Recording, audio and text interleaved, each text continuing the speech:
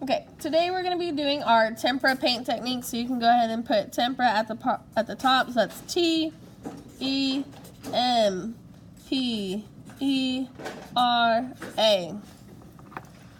Right, a line underneath.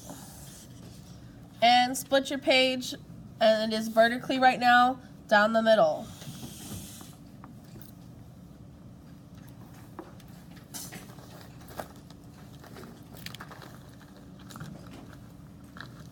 So tempera. Then I want to give yourself 8 boxes. So start by splitting your page in half. So you have 4 boxes. Then split each of those in half again.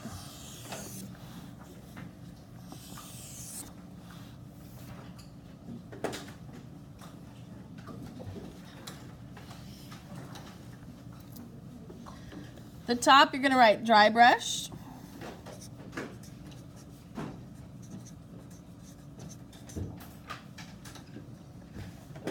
Then we're going to write under painting. So under painting.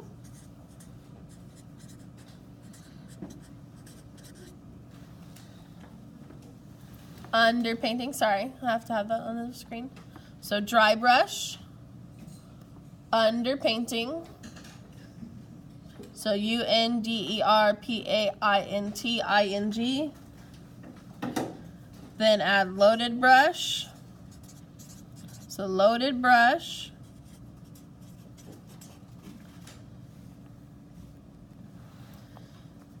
And then pressure.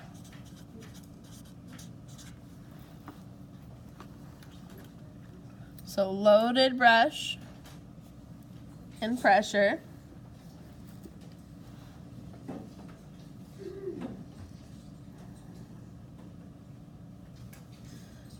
This next one, go ahead and write oil pastel.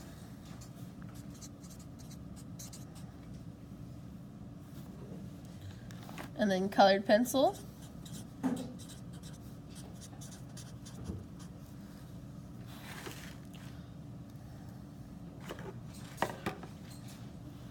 And the last two are going to be scumbling and then texture.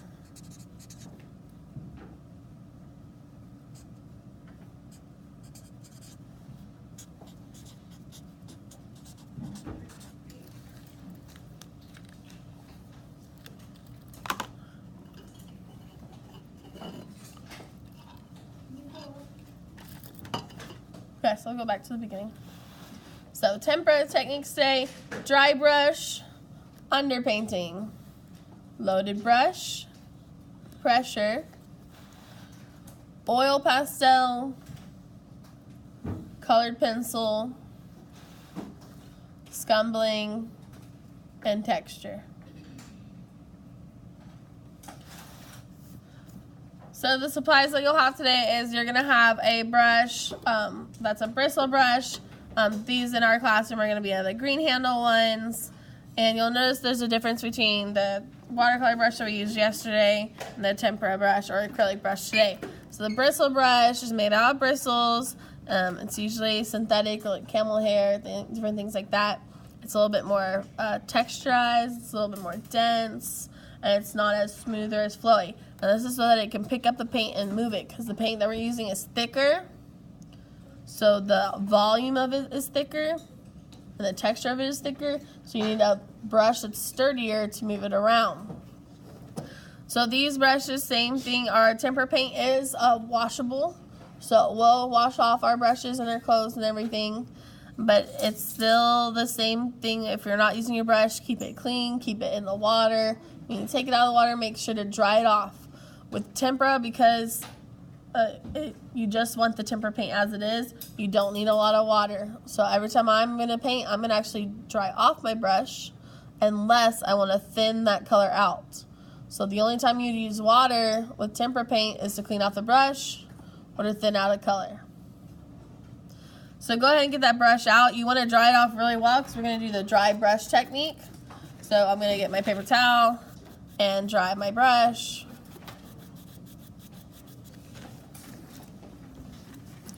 Today we're going to be using 5 colors. So we just have our primary colors and 2 neutral colors. So we have red, yellow, and blue. And then we have black and white for 2 of our neutral colors. Do you remember that the primary colors, when combined together, will create a secondary color? And then if you combine it with white, that creates a tint. Like, for example, red and white would make pink. When combined with black, it makes a shade, which makes it darker. And in order to make a tone, you would mix a gray, which is black and white. And that would make a tone. First things first, we're going to go ahead and start with dry brush technique. We're not mixing colors right now. You can just dip straight into one color of your choice. I'm going to go ahead and start with blue. So I'm just dipping my brush a little bit. Right now it's really loaded. I don't want that much paint on there, so I'm just going to wipe it on the edge of my little paint palette. And y'all, if you need to, y'all can sit right next to each other if that helps out on the corner of the table. So dry brush is just the paint itself. So wipe it off really well, so it's just a little bit, and then I want you to take your brush and you can start playing around with the different textures and how it looks right on the paper. You don't have to fill it in all the way. I just want you to paint different strokes. So try it wide, which is pressing down with the wide part of the brush. Try narrow, which is turning the brush sideways and using the skinny side. If you have brushes at home for this project, you will be able to bring those up and you can use those instead of the school brushes. But we have dry brush technique. If you want to, you can clean off the brush, dry it really well, and come back with a second color right on top. So like, for example, I could do yellow. One thing you'll need to notice about tempera is it dries pretty quick. It is a chalkier consistency because it is a different type of paint. And it dries matte. So it dries matte as in it's not shiny, it's a little bit chalkier, and it's more flat. So it's not glazing like.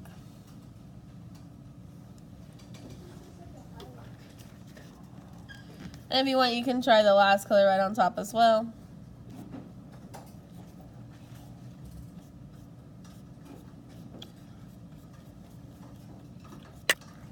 So dry brush. Then clean off your brush before you do your underpainting. So an underpainting means we're going to do a flat wash of a color first. And then we'll come back and paint on top. So you can pick one color. I'm actually going to mix a color, so I'm going to mix a light blue. So in mixing in my palette, I'd want to start with my lighter color first, which is white. So I'm going to scoop out some white and put it in a new little section. And I don't need a lot, just a little bit. So I'm scooping some white in there, and then I'm going to get a little bit of blue and mix it with my white. So it only takes a little bit of the colored pigment, which is like the blue, to turn that white into a light blue. So you need lots of white and just a little bit of blue. Then you can paint the underpainting section all the way. And I'm making sure not to paint over my words because this material, since it's more opaque, which means it's not as see-through as watercolor, it would cover up your words.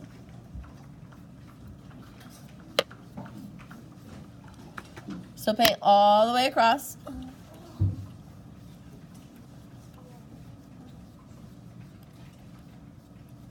And we're going to let that dry before we can come back to it. So once you finish painting in your underpainting box, make sure to clean off your brush. And cleaning off the brush, all you're doing is tapping in the bottom of the cup. And you can wipe it on the edge of the can, which is why I say using a can is easier because you have these grooves on the inside that help to kind of almost clean off the brush as you go. And remember, do not tap the brush. You just wipe it on the edge of the cup and dry it on your paper towel.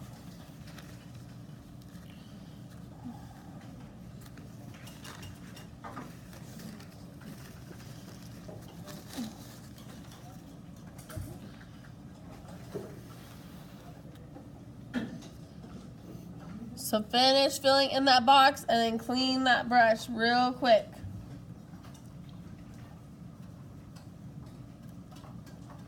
Because next up we're going to do loaded brush.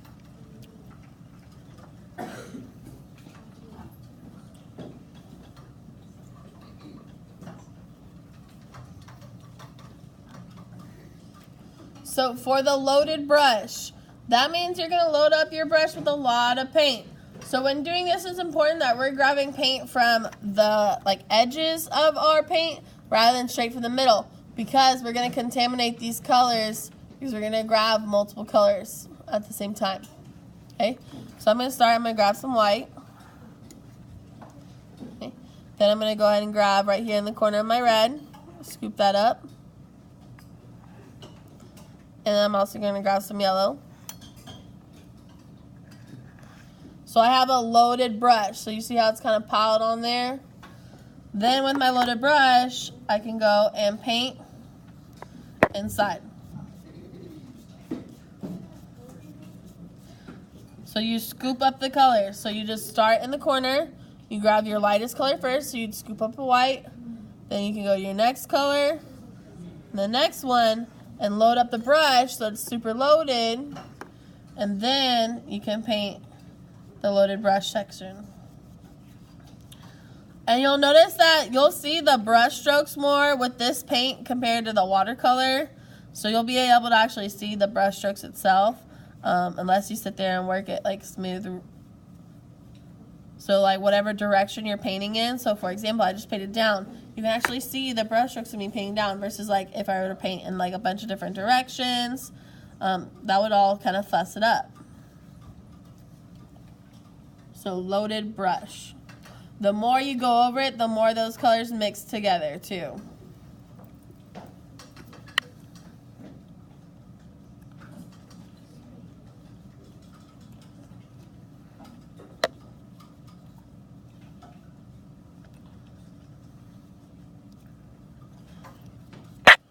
And then you can clean off your brush afterwards.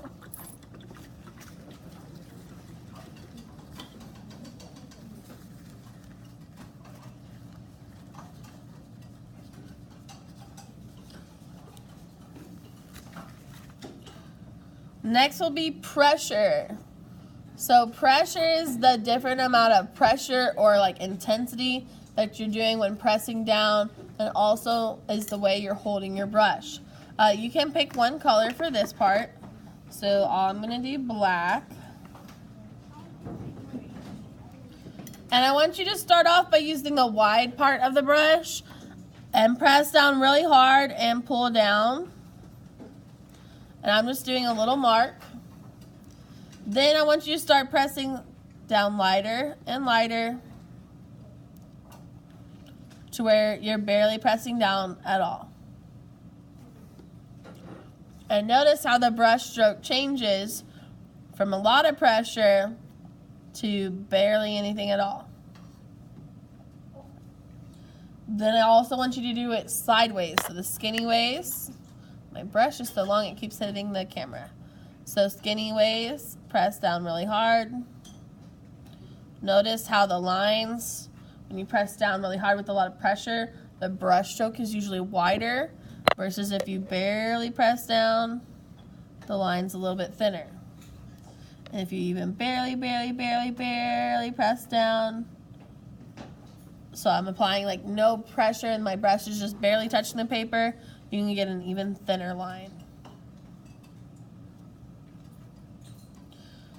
And then I want you to attempt going from the wide to thin. So you're going to press down and kind of go wide, then finish with the narrow.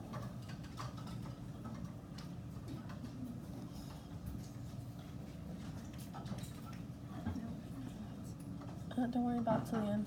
It'll dry off. So do your pressure and then clean off the brush again.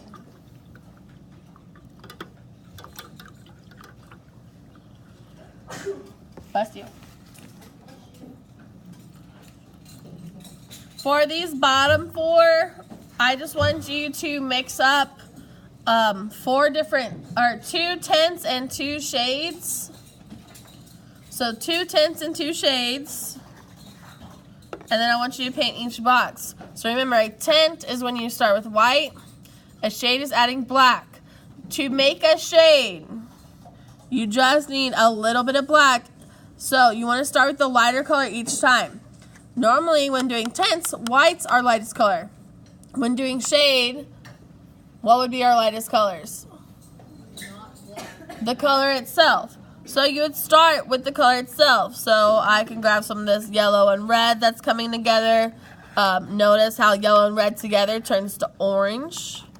We already learned about that when doing color theory. Get a little bit of black.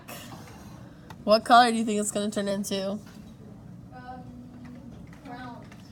It actually will turn into brown usually. So now I have this very poopy brown color.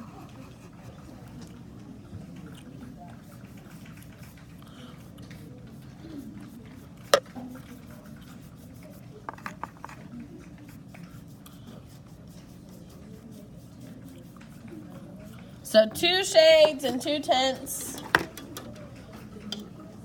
Make sure to clean off the brush in between.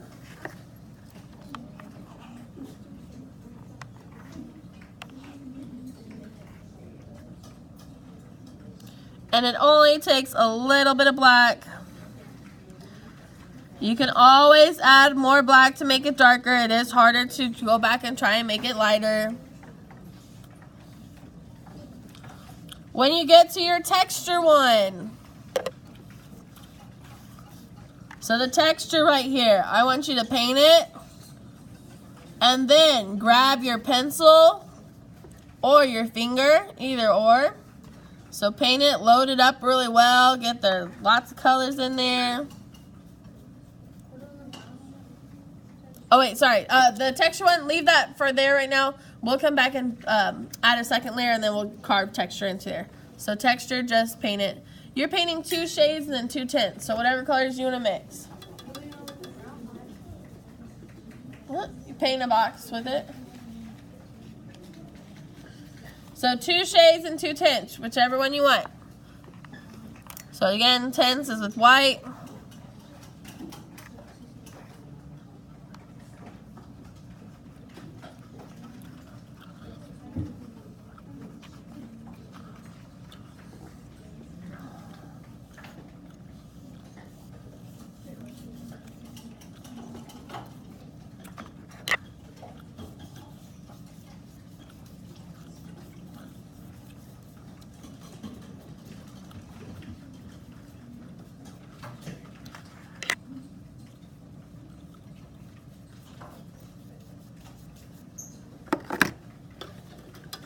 And then clean off your brush and do your last box.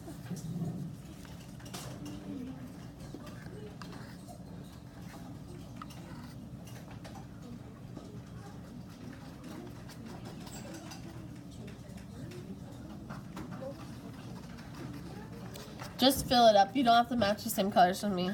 It's 2 shades and 2 tints, so whichever one you want to do.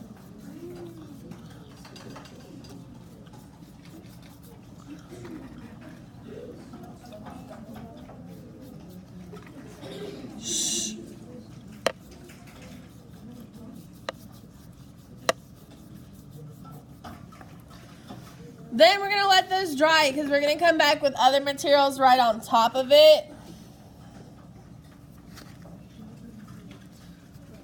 Once those dry, you can jump back up to the top, so where it says underpainting. So take another moment to finish painting the bottom squares.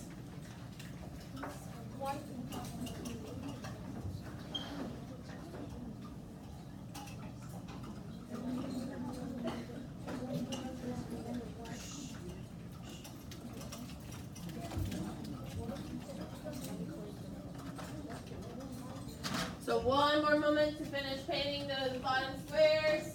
Then clean off your brush.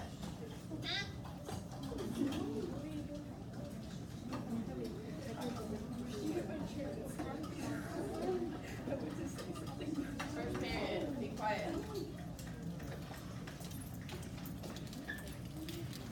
So after you finish painting your 4 squares, these are going to dry pretty quick. Come back to the underpainting, which is up top.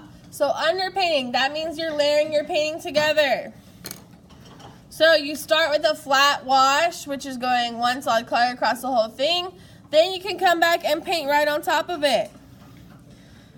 So I can come back with whatever color I want and start painting whatever image it was that I needed right on top.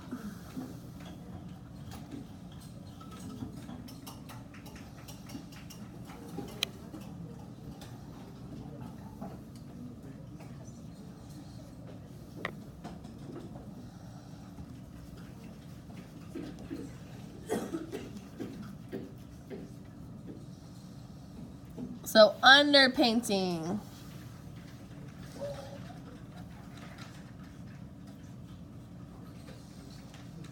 So underpainting, that means you'll be able to see part of it underneath.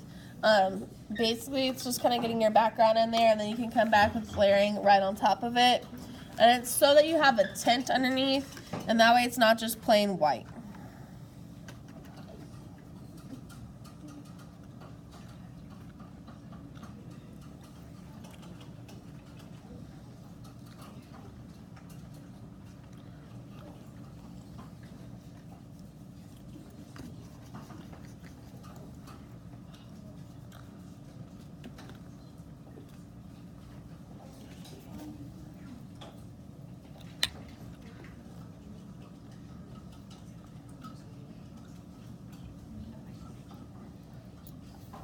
So underpainting.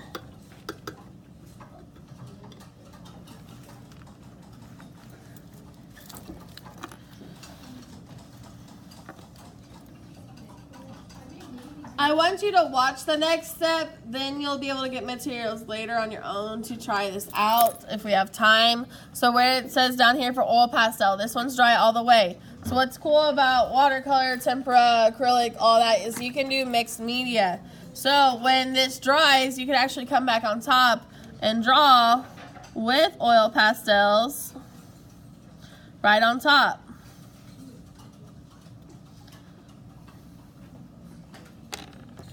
It provides a different texture. Things look a little different. But it's a way to do kind of mixed media and combine painting and drawing at the same time. Same thing over here. So colored pencil can draw right on top of tempera. So you can be able to come back with colored pencil and draw your own image.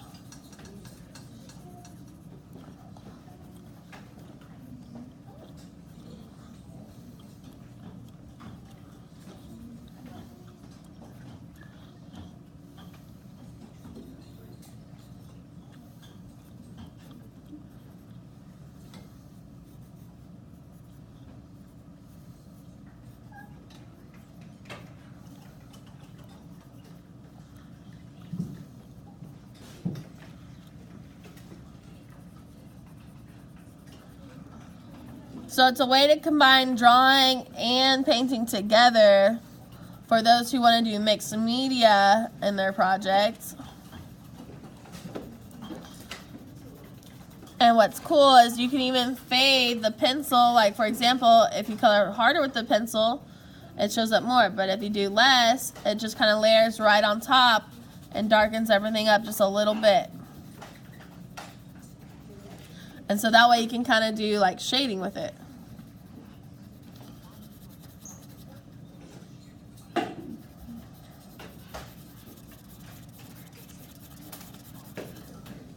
Okay, so colored pencil.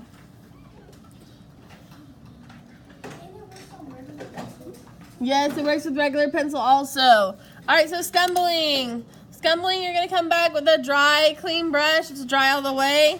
All you're going to do is pick a color that you want with your dry brush, and you're going to scumble. So you're just going to kind of barely press down that little bit of paint and kind of spread it around.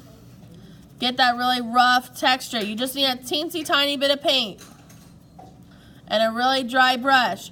So all I'm doing for scumbling is I'm taking my brush, barely pressing down, and kind of moving it in a circular motion. So scumbling, press in a paint, press down barely, and just kind of move that dry brush around. So you're doing a dry brush technique, but barely pressing down and kind of circling it around to create texture.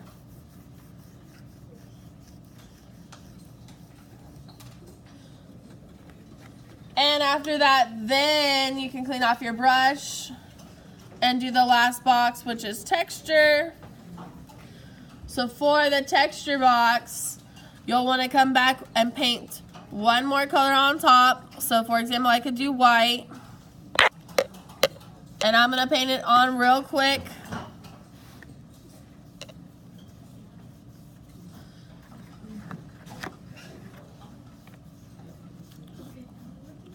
So for texture, you're painting on a second color that's not the same. Paint it on all the way. And then while it's wet, this is important, you come back with a tool, such as like a pencil, your finger, a paper towel, and you can carve into it and kind of draw and take away from the paint. So it's kind of like subtractive drawing.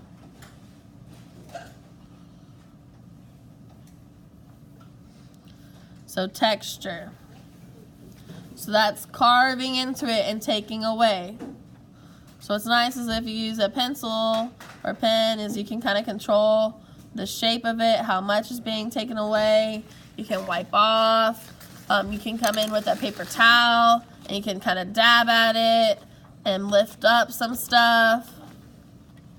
Okay, so that's texture. You can try different techniques, different tools. You can try your finger to get off some lift marks. The finger is going to be a little bit softer and not take as much up.